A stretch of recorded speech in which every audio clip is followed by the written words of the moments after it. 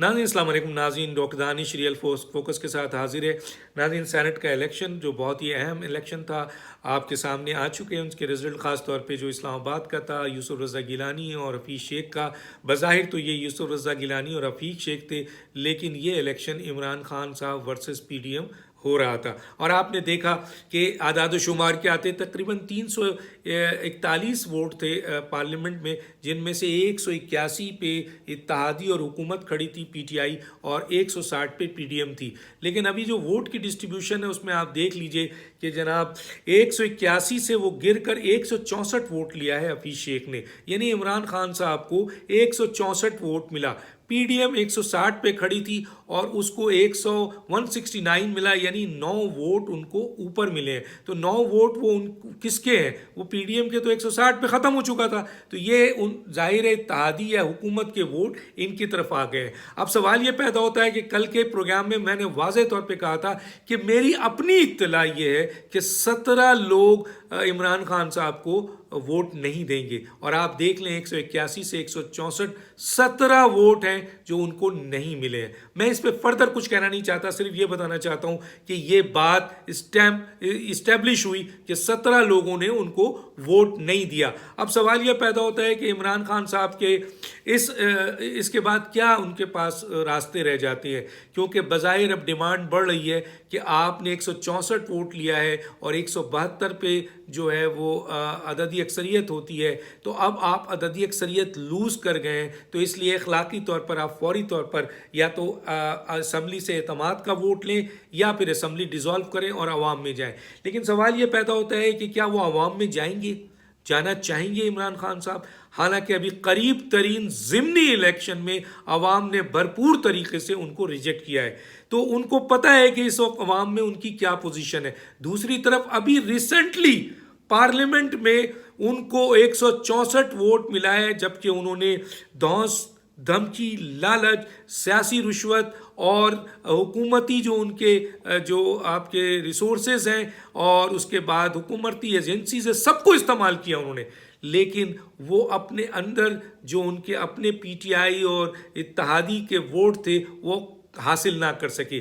اس کے بعد مزید ابھی اور گروپنگ ہونی ہے، کیونکہ اب لوگوں کو آواز مل گئی۔ کل تک عمران خان صاحب کے سامنے کوئی بول نہیں سکتا تھا، جب یہ واقعہ ہوا ہے کہ عمران خان صاحب کے دھونس، دھمکی، لالچ، سیاسی رشوت اور ایجنسیوں کے دباؤ کے باوجود لوگوں نے ان کو ووٹ نہیں دیا، تو سوچیں ان کی اپنی پارٹی میں اس وقت کتنا بڑی بغاوت آ چکی ہے، اور مزید بغاوت اور بڑھے گی، جو ایک بہت بڑی چیلنج ہے عمران خان صاحب کے لیے۔ اور شاید اس کی وجہ یہ ہے کہ عمران خان صاحب نے اپنے پی ٹی آئی کے لائل ورکروں اور لیڈروں کو دور پھینکا اور صرف حکومت کے لیے اور وزارت عظمیٰ کے لیے یہ چوں کا مربع جو ہے اپنے ساتھ کیا، جو ان کو کوئی آج مدد نہیں کر سکے۔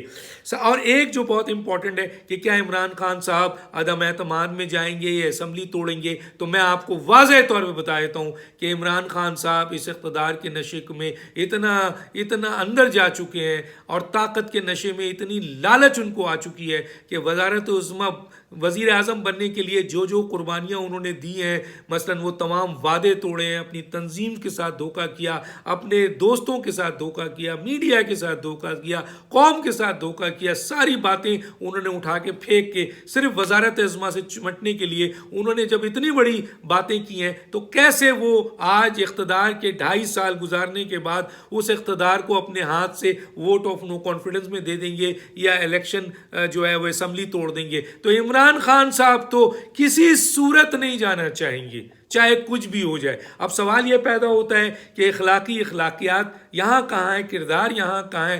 کچھ نہیں ہے، یہ کچھ نہیں کریں گے۔ ہاں، اب عمران خان صاحب کو کس طرح بھیجا جا سکتا ہے، وہ یہ ہے کہ اتنا پریشر بلڈ اپ کیا جائے کہ یا تو پی ڈی ایم خود ووٹ آف نو کانفیڈنس لے کر پارلیمنٹ میں جائے اور ان سے جو ہے مطالبہ کرے کہ آپ اعتماد کا ووٹ لیں۔ ایک تو یہ ذریعہ ہے۔ اور اس سلسلے میں پی ڈی ایم کو کامیابی مزید ہو سکتی ہے، کیونکہ اس وقت 164 سے بھی کمی ہو سکتی ہے، کیونکہ اس وقت پی ٹی آئی میں مزید توڑ پھوڑ ہوگی. وہ لوگ جو ناراض تھے، خاموش تھے، اب وہ بھی پیچھے ہٹیں گے تو پی ڈی ایم کو اس میں کامیابی ہو سکتی ہے. دوسرا طریقہ یہ ہے کہ ان حالات کے اوپر جب بہت زیادہ مسائل پریشر آئے تو ارباب و اختیار یا اسٹیبلشمنٹ خود ان سے کہے کہ بھائی اب ہم آپ کے ساتھ نہیں ہیں، اب آپ ایسا کریں کہ آپ جو ہیں وہ یا تو عدم اعتماد کا ووٹ لیں یا آپ اسمبلی میں توڑ کر آپ اس میں جائیں. تو یہ ارباب و اختیار کا پریشر ہوگا. اور ارباب و اختیار اگر نیوٹرل ہو جاتی ہے تو خود اتحادی ایک دن بھی ان کے ساتھ رہنا نہیں چاہتے ہیں، خود بخود ان کی حکومت ختم ہو جائے گی. اور چوتھا طریقہ کار یہ ہے کہ جو لانگ مارچ ہے، عوامی دباؤ ہے، وہ بہت امپورٹنٹ ہے. P D M long march کے ذریعے اس ایسی حکومت کو جس کو اب اسٹیبلشمنٹ نے وہ سپورٹ نہیں دی ہوئی ہے، بڑے آسانی سے عوامی دباؤ سے گرا سکتے ہیں. اور ان پر اتنا پریشر آئے گا کہ یا تو وہ آپ کے اسمبلی توڑیں یا پھر جو ہے وہ اعتماد کا ووٹ لیں. اس کے علاوہ، ان چیزوں کے علاوہ، خود عمران خان سے آپ یہ امید رکھیں کہ وہ خود والنٹری توڑ دیں، وہ نہیں توڑیں گے. وہ عدم اعتماد کو اعتماد کی طرف چلے جائیں، وہ نہیں جائیں گے. وہ وزارت عظمیٰ ان کے لیے زندگی اور موت ہے. انہیں پتہ ہے کہ آج وہ وزارت عظمیٰ سے اتریں گے تو ان کو وہ تمام باتوں کا جواب دینا ہوگا جو 2.5 سال تک انہوں نے انتقامی کارروائی کی ہے. جو کچھ بھی انہوں نے کیا ہے اس کا جواب دینا ہے. اس لیے وہ کبھی اس اقتدار کو چھوڑنا نہیں چاہیں گے. ہاں، صرف ایک ہی صورت میں ہے جو میں نے یہ مختلف ذریعے بتائے ہیں. دیکھتے ہیں آگے کیا ہوتا ہے، کیا صورتحال پیدا ہوتی ہے. میں مزید اس پہ آپ سے بات کروں گا. یہ میرے چینل کو آپ سبسکرائب کریں اور اپنے جو ہیں وہ ویوز دیجئے، اور ویوز آپ کے کچھ بھی جو بھی ہوں آپ ویوز دیجئے. چینل کو سبسکرائب کریں، شیئر کریں. ڈاکٹر دانش کو ریئل فوکس سے اجازت دیجئے. اللہ حافظ.